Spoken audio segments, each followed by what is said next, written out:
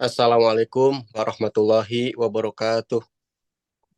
Waalaikumsalam. Waalaikumsalam Waalaikumsalam warahmatullahi warahmatullahi wabarakatuh. wabarakatuh. Awalan hayaturu ilaullahi ta'ala alladzi qatana nimatan kasiratan hatana statia wal musmi'a fi hadal makan barok amin.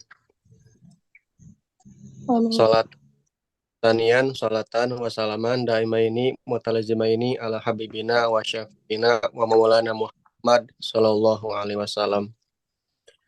Ba'dahu al-an yakni hayana ta'alamu anil lugatil arabiyah.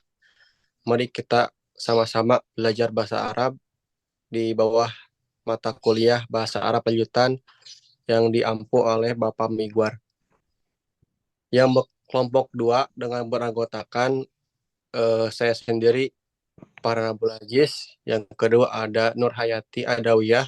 Yang ketiga ada Nur Maliasari. Yang keempat ada Nurul Azizah. Yang kelima ada Nur Yasir Kamaluddin. Yang terakhir ada Fajar Fauzan. Awal materi yang pertama yaitu Aqsamul Ismi yang akan dijelaskan oleh saya sendiri. Bismillahirrahmanirrahim. Aqsamul Ismi. Awalan al-ismu huwa kalimatun dalat ala ma'nan binafsiha walam tuktaron bizamanin wada'an. Jadi isim itu adalah kata yang menunjukkan atas makna di dalamnya sendiri dan tidak dibarengi atau tidak diiringi dengan keterangan waktu. Tanian aksamul ismi. Jadi aksamul ismi tangkosimu ila salasati aksamin. Dibagi menjadi 3 bagian. Yang pertama dari nau'uhu atau jenisnya. Yang kedua dari adaduhu atau bilangannya. Yang ketiga adalah syakluhu atau syakalnya. Yang pertama ada nau'uhu jenisnya. Ila kisma ini dibagi jadi 2 bagian lagi. Yang pertama al-awal yakni mudakar, asani yakni mu'anas. Nahuhu mudakar atau mudakar yaitu Zaidun, Amrun, dan Ali. Yang kedua wasani mu'anas, nahuhu contohnya lapat Hindun, Zainatun, Muslimatun. Wasani di dalam aspek adaduhu atau bilangannya dibagi menjadi 3 bagian. Yang pertama ada mufrad, musana, dan jamak. Contoh dari mufrad atau tunggal dengan kata muslimun atau kolamun. Yang kedua musana yang menunjukkan kepada jumlah 2 dengan contoh kata muslimat kolamani. Wasalisu dan ketiga ada jamak dengan contoh kata muslimuna. Jamak di sini tangkosimu ila salah satu aksamin, dibagi lagi menjadi 3 bagian. Yang pertama ada mudzakkar salim, yang ketiga ada jamak muannats salim, yang ketiga ada jamak taksir. Contoh dari ketiganya, yang pertama mudzakkar salim muslimun, muslimuna. Yang kedua muannats salim, contoh katanya muslimatun. Yang ketiga jamak taksir yang menunjukkan pecah dari kata asalnya aklamun. Wasalisu yang ketiga aspek syakluhu atau syakalnya. Tangkosimu ila kismain ataupun dibagi menjadi 2 bagian. Yang pertama nakiroh, yang kedua ma'rifat. Nakiroh artinya bersifat umum dan ma'rifat artinya bersifat khusus. Contoh dari kata atau kalimatnya dari nakiroh faslun, babun, jidarun. Yang ketiga ada ma'rifat. Contoh katanya ada al-faslu, al-babu, al-masjidu. Di sini juga huna aidon isim ma'rifat ataupun dari sakal ma'rifat tangkosimu ila khomsati aksamin, dibagi menjadi 5 bagian.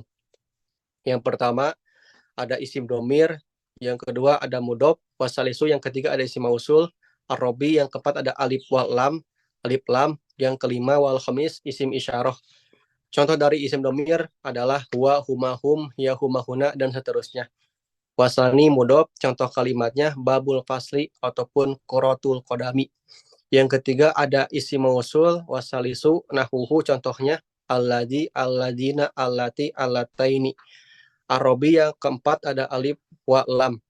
Contoh katanya al-faslu, al-masjidu.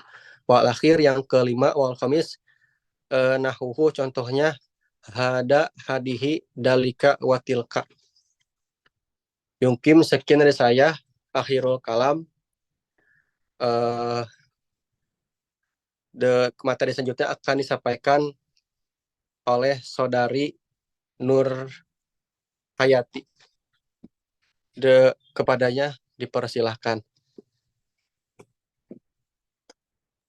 Syukron ya Farhan. Bismillahirrahmanirrahim. Assalamualaikum warahmatullahi wabarakatuh. Waalaikumsalam warahmatullahi wabarakatuh. Salam. Untuk materi selanjutnya yaitu ada isi mausul. Poin yang pertama akan saya jelaskan yaitu mengenai apa itu isi mausul.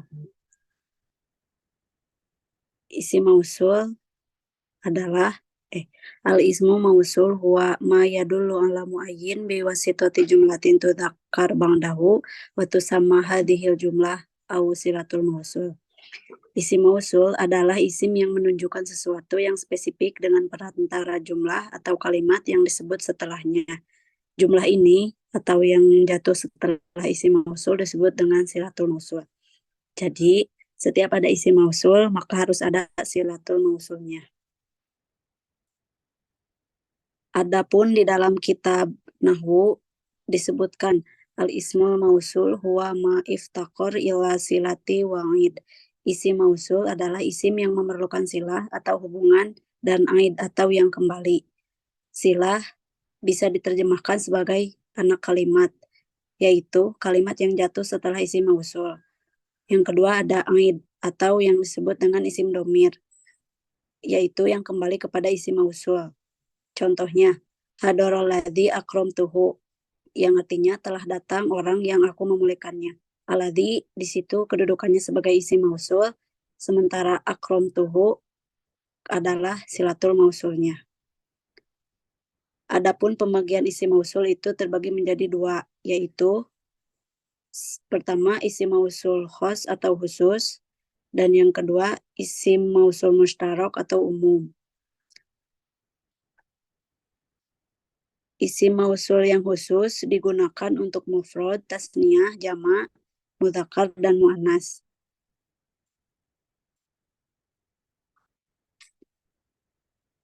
Contoh kata dalam isim mausul khos untuk mufrad mudzakkar yaitu ada alladzi, mufrad muannas allati, tasniyah mudzakkar alladzani, tasniyah muannas allatani, jama mudzakkar alladzina, jama muannas allati atau allai. Adapun untuk contohnya hadaral ladzi akramtuhu itu untuk mufrad mudzakkar. Untuk mufrad tasniyah hadaral ladzi akramtuhuma, dan untuk jama mudzakkar hadaral ladzina akramtuhum. Untuk contoh mufrad muannas hadaralati akramtuha. Untuk tasniyah muannas hadarolatani akramtuhuma. Untuk jama muannas hadarolati akramtuhunna. Dan yang kedua isim mausul mustarak digunakan untuk semuanya, baik laki-laki, perempuan, tunggal maupun jamak. Untuk contoh katanya ada man, ma, dha, dhu, dan ayu. Man biasanya digunakan untuk isim yang berakal, ma digunakan untuk isim yang tidak berakal, dha, dhu, dan ayu bisa digunakan untuk yang berakal ataupun tidak berakal.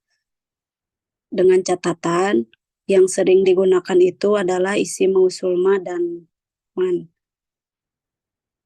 Adapun mengenai i'rab isim mausul, yaitu bersifat mabni yang artinya harkat akhirnya tidak mengalami perubahan meskipun ada amil yang jatuh kepadanya, kecuali untuk bentuk tasniyah mengalami perubahan. Contohnya pada laki-laki dalam keadaan rofa dengan menggunakan alif, yaitu al-ladhani. Contohnya terdapat dalam surat An-Nisa ayat 19, Bismillahirrahmanirrahim. Walladhani ya'tiyaniha minkum fa'adhuhuma. Dalam keadaan nasab dan jer menggunakan ya, alladhaini. Contohnya terdapat dalam surat Fusilat ayat 29. Bismillahirrahmanirrahim. Wa qala alladziina kafaru rabbana arinal ladaini adallana minal jinni wal insi naj'alhuma tahta aqdamina liyakuna minal asfalin. Dan untuk perempuan dalam keadaan rofa ditambah menggunakan alif, yaitu al-latani. Dalam keadaan nasab dan jer menggunakan ya, yaitu al-lataini. Contohnya terdapat dalam sebuah hadis, wa innahu atani nasu min abdil qaisi fasyagoluni anir raqataini lataini ba'da duhri fahuma hatani. Al-lataini nat majrur wa alamatu jer dan ya. Adapun mengenai pengertian silatul mausul seperti yang telah disebutkan tadi, silatul mausul itu jatuh setelah isim mausul yang berfungsi untuk menghilangkan kerancuan makna dari isim tersebut. Contohnya, ja'alladzi. Kalimat ja'alladzi belum menggunakan silatul mausul. Jadi ja'alladzi kalimatnya masih rancu. Ja'alladzi artinya telah datang yang. Nah, itu kalimatnya harus disambung dengan silatul mausul dengan cara ditambahkan kalimatnya, yaitu kalimat akramtuhu. Sehingga kalimatnya menjadi ja'alladzi akramtuhu, yang artinya telah datang orang yang aku memuliakannya. Akramtuhu tersebut kedudukannya sebagai silatul mausul. Adapun macam-macam silatul mausul yaitu terbagi menjadi dua. Yang pertama jumlah dan yang kedua sibhul jumlah. Untuk jumlah terbagi lagi menjadi dua, terdiri dari mubtada dan khobar.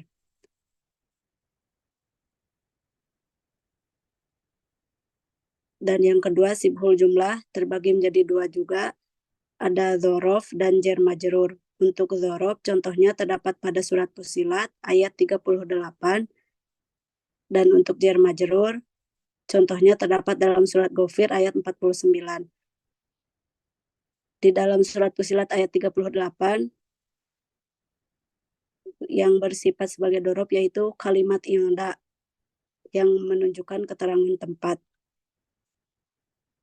Dan untuk jar majrurnya terdapat pada kalimat finnari yang menjadi silatul mausul.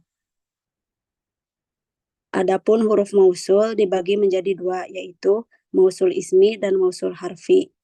Huruf mausul ada 5, yaitu an, anna, ma, kai, dan lau. Contohnya terdapat di dalam Al-Quran surat Al-Baqarah ayat 184. Bismillahirrahmanirrahim. Wa an tasumu khairul lakum. Mungkin itu saja yang dapat saya sampaikan. Mohon maaf apabila ada kesalahan. Syukron ala istimamikum. Wassalamualaikum warahmatullahi wabarakatuh. Waalaikumsalam warahmatullahi wabarakatuh. Syukron jaidan min ukhti Nurhayati anidarsi usul mausul suma ba'dahu, kemudian maujudu darsu anil isim wal fi'il ismiyah wal fi'liyah min ukhti Nurul Ajizah al waktu wal makan tapadul masykuran. Syukron Farhan.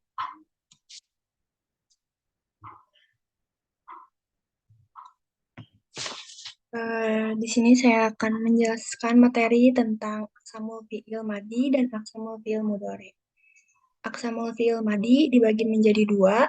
Yang pertama, fi'il madi maklum, fi'il madi yang tidak menyebutkan fa'il atau subjek dalam kalimat atau fa'ilnya dibuang dan menerapkannya sebagai maf'ul bi atau objek sebagai pengganti yang disebut dengan ribul fa'il.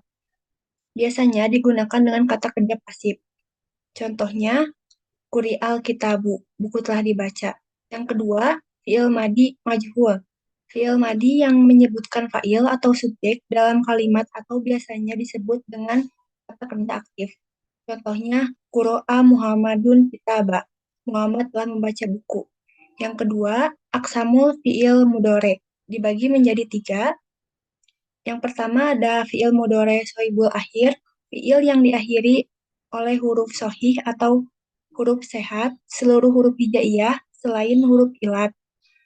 Contohnya, yadhulu, yajruju, yaf'alu.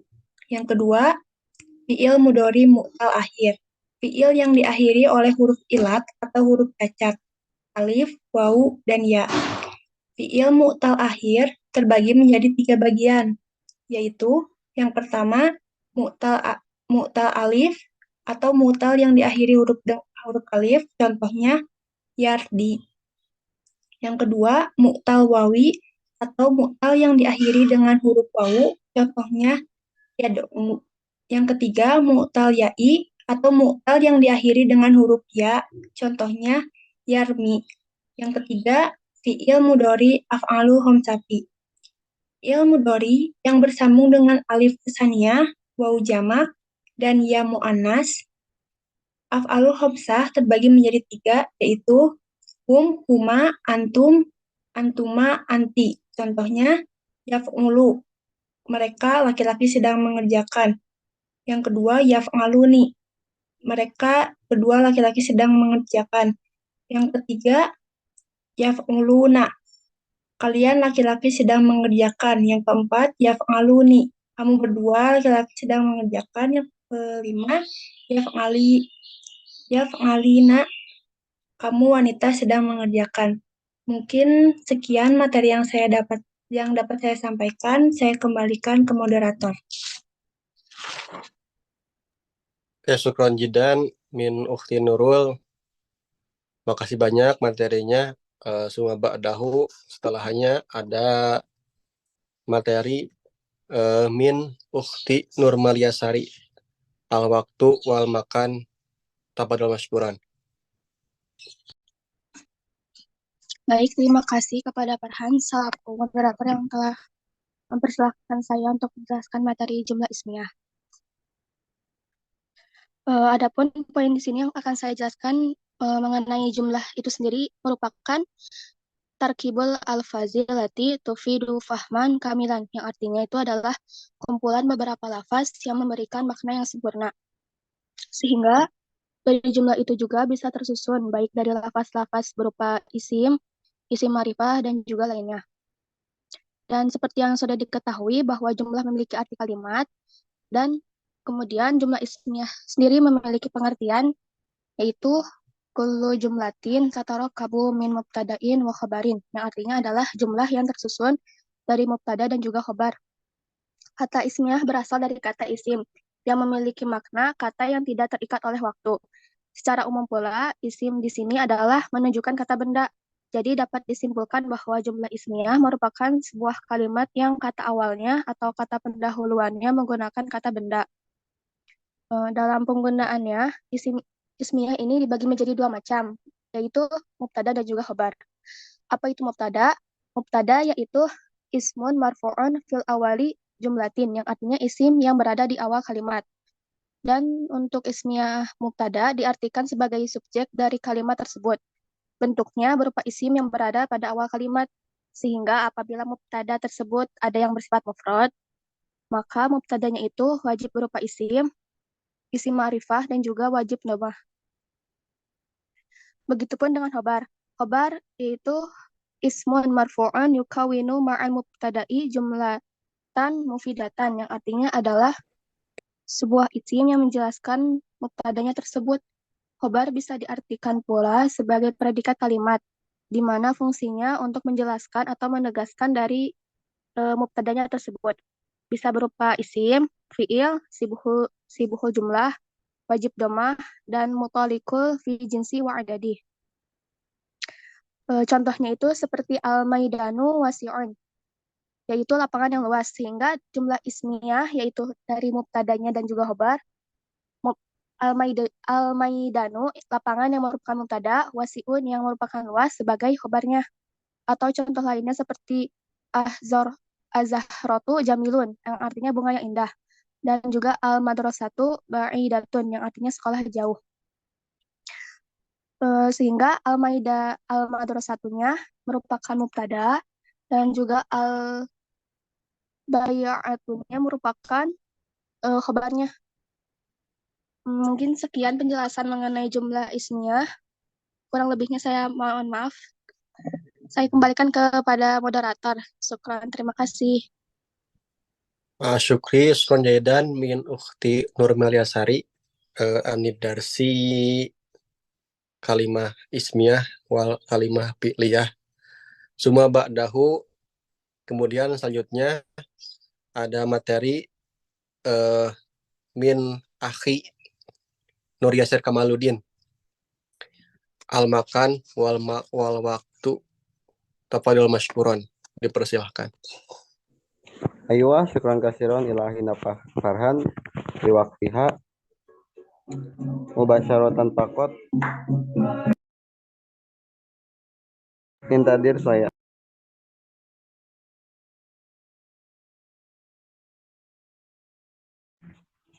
Aywa, mubasyaratan pakot saubayinu anil dasi idopah minni. Ma wal idopah? Idopah wa nisbatu baina ismaini. Hatta takuna ismon kamilan wa ma'ana wahidan. Apa itu idopah? Idopah adalah menjadikan dua isim, dua kata yang memberikan satu makna. Atau idopah itu tata cara menggabungkan dua kata isim yang berbeda menjadi kata baru yang memiliki makna baru. Seperti contohnya babul fasli. Di situ bahwasanya babun memiliki arti pintu tersendiri dan al-fasli yaitu memiliki arti kelas. Sedangkan ketika udah berada pada idopah, yaitu menggabungkan dua kata tersebut menjadi satu makna yaitu pintu kelas.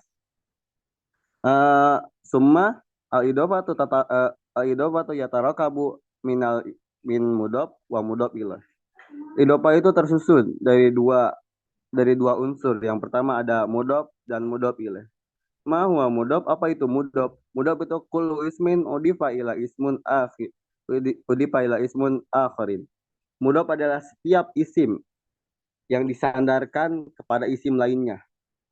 Adapun mudob ilaih huwa yaitu kullu ismun nusiba ila syai'in biwasitati harful jarri. Yaitu adalah setiap isim yang dinisbatkan kepada sesuatu dengan perantara huruf jar. Summa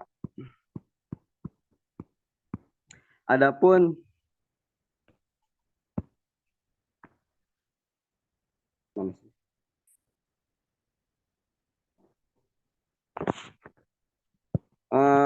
terus selanjutnya adapun syarat-syarat mudob.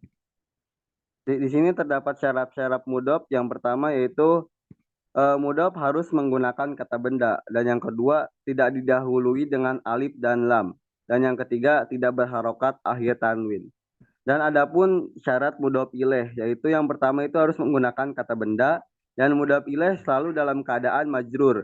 Adalah satu tandanya adalah harokat terakhir kasroh jika ada alif dan lam, berharokat kasroh tanwin jika tidak ada alif dan lam, tidak berharokat tanwin.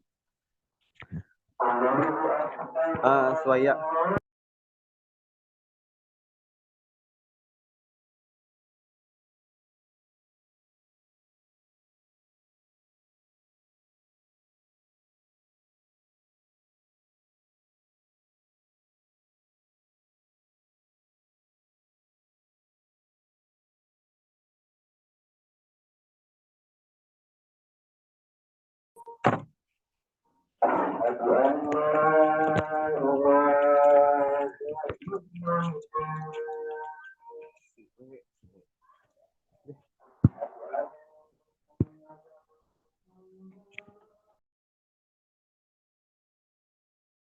Oke, selanjutnya mohon maaf ada halangan sebentar.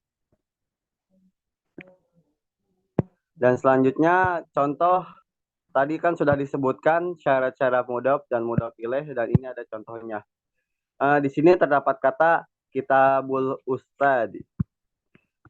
Kitabul ustadi. Kata pertama yaitu kitabun. Kitabun itu disebut kitabun itu yaitu mudob. Kenapa mudob?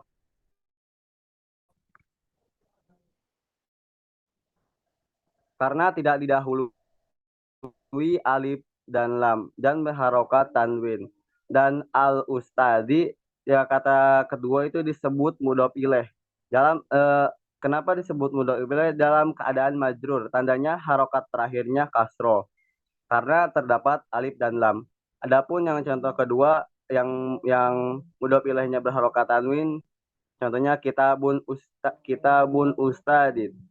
Kata pertama disebut mudhaf karena tidak didahului alif lam dan berharokat tanwin, dan ustadin dalam keadaan majrur tetapi tidak berharokat kasroh, tetap menjadi tanwin karena tidak adanya alif lam.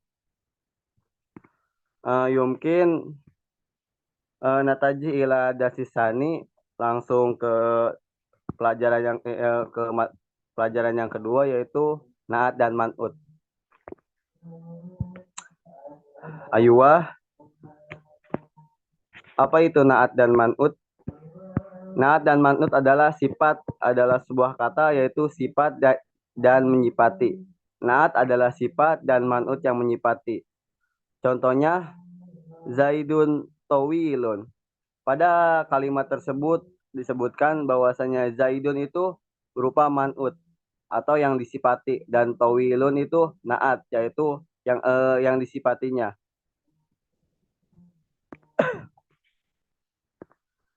Adapun naat dan man'ut menurut bahasa pengertiannya yaitu sebagaimana yang disebutkan di kitab Jurumiyah.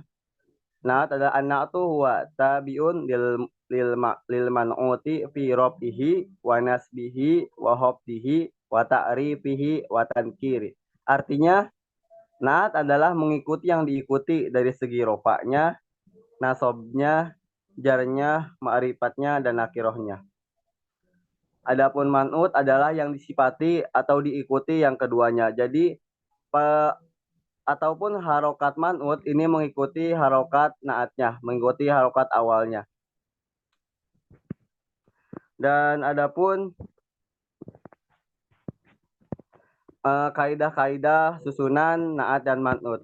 Naat dan man'ut ada kaidah-kaidah susunannya. Yang pertama, ada yang berupa nafsu jinsi, yaitu sama-sama jenisnya.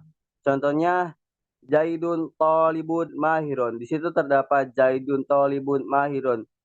Di situ Zaidun dan tolibun itu mujakar dan mahir itu sama-sama mujakar. Jadi sama-sama jenisnya. Adapun yang kedua itu kaidahnya yang sama-sama jumlahnya. Ada mufrad dengan mufrad. Contohnya al-muslimu al-mu'minu shaimun. Itu seorang muslim yang beriman. Di situ al-muslimu menjadi mufrad dan al-mu'minu juga mufrad. Dan ada juga yang musanna, yaitu dua. Contohnya al-muslimani al-mu'minani shaimani. Di situ jenisnya sebagai musanna atau memiliki arti dua orang, dan al-mu'minani juga dua orang. Terus kaidah selanjutnya itu sama antara ma'rifah dan nakirohnya. Contohnya ma'rifahnya hada rajulun tawilun. Dan contohnya sama nakirohnya, contohnya hada hamidun tawilun. Terus ada kaidah selanjutnya yaitu sama dari sisi i'robnya. Dari sisi marfu'nya, dari mansubnya, dari mazurnya. Yang tadi telah saya sampaikan juga bahwasanya mudhof ilaih itu mengikuti naatnya. Man'ut itu mengikuti naatnya. Contohnya pada marfu'nya ja'a Muhammadun nasyitun. Dan mansub ra'aitu Muhammadun ra'aitu Muhammadan nasyiton. Dan majrurnya marartu bi Zaidin nasyitin. Di situ semua harokat awalnya, naatnya, dan man'utnya mengikuti yang sama antara majrur dengan majrur, mansub dengan mansub, dan marfu dengan marfu. Yumkin dalik fakot afwan ala khotoya wa nisyan minni. Syukran kasiron ila kulun. Assalamualaikum warahmatullahi wabarakatuh. Dikembalikan kepada moderator. Terima kasih. Waalaikumsalam warahmatullahi wabarakatuh. Syukron jidan min akhi Nur Yasir Kamaluddin. Suma ba'dahu wal akhir yakni adasu anil al-i'rob. Min akhi Fajar Pawijan. Al-waktu wal makan tafadhal masykuran. Syukron Farhan. Saya di sini akan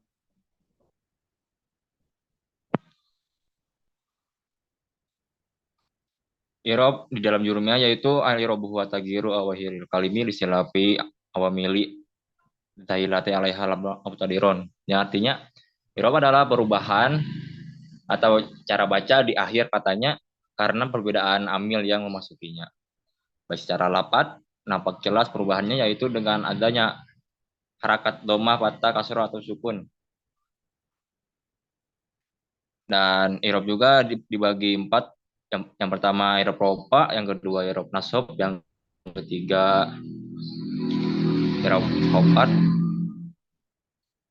yang keempat itu jazm.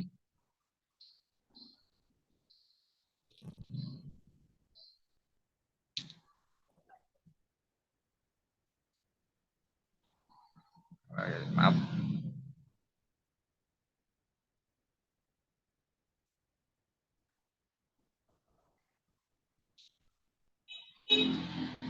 Oke, yang pertama itu irob jazm, irob rofa.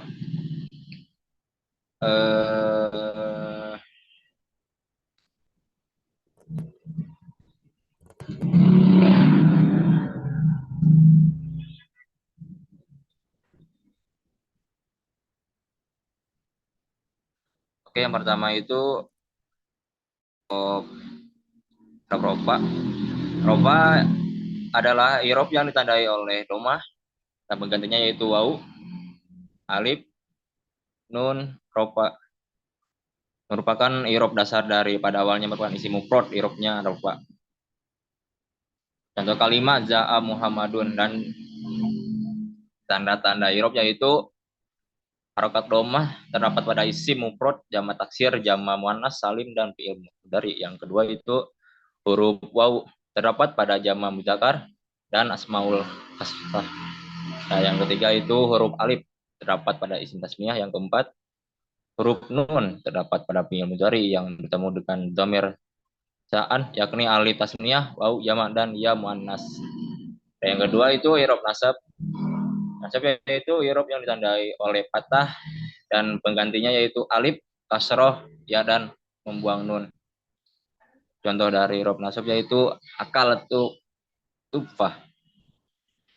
Dan tanda-tanda irob nasab yang pertama harakat fathah terdapat pada isim mufrad, jamak taksir dan fi'il mudhari. Yang kedua huruf alif terdapat pada asmaul kasmah. Yang ketiga itu harakat kasroh terdapat pada jamak muannas salim.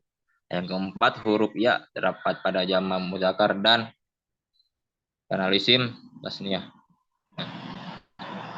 Guys, selanjutnya yang ketiga itu irob khopat, yaitu irob yang ditandai oleh kasroh dan penggantinya ya dan fathah.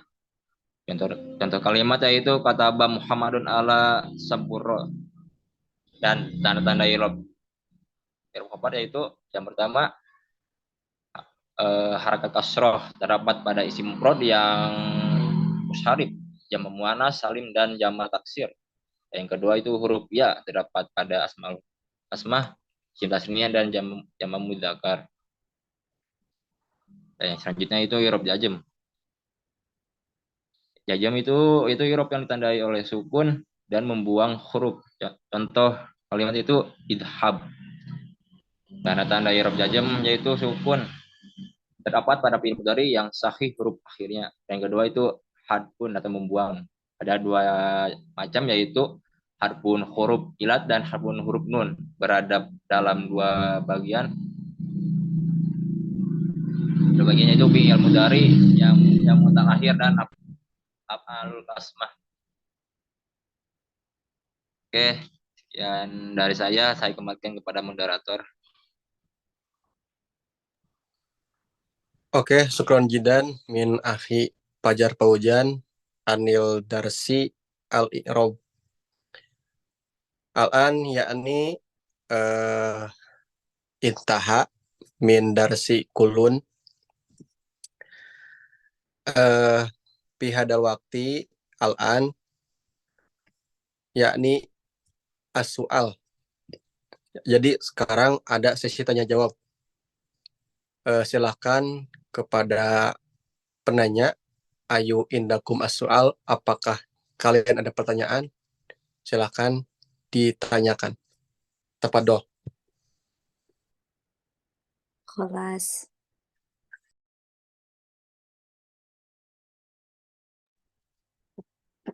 Khalas. Tidak ada yang bertanya lagi. Kelas.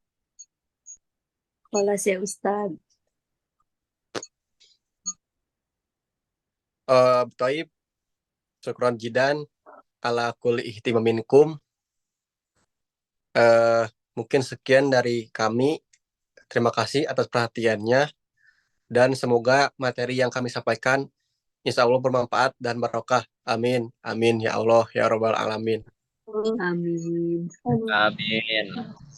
Mungkin salam syukron ala kulli ihtimaminkum. Terakhir ada kata-kata dari Fajar Fauzan.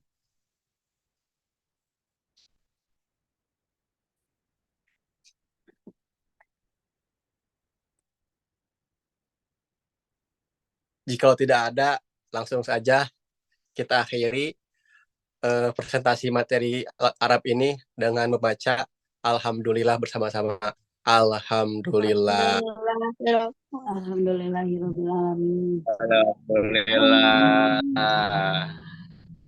Sekian dari kami dari kelompok 2 yang beranggotakan Nur Hayati Adawiyah, Nur Maliasari, Nurul Azizah, Farhan Abdul Aziz, Nur Yasir Kamaluddin, dan terakhir Fajar Fauzan. Syukron ala kulli ihtimaminkum atas segala perhatiannya. Saya ucapkan terima kasih. Wassalamualaikum warahmatullahi wabarakatuh. Waalaikumsalam. Waalaikumsalam warahmatullahi wabarakatuh.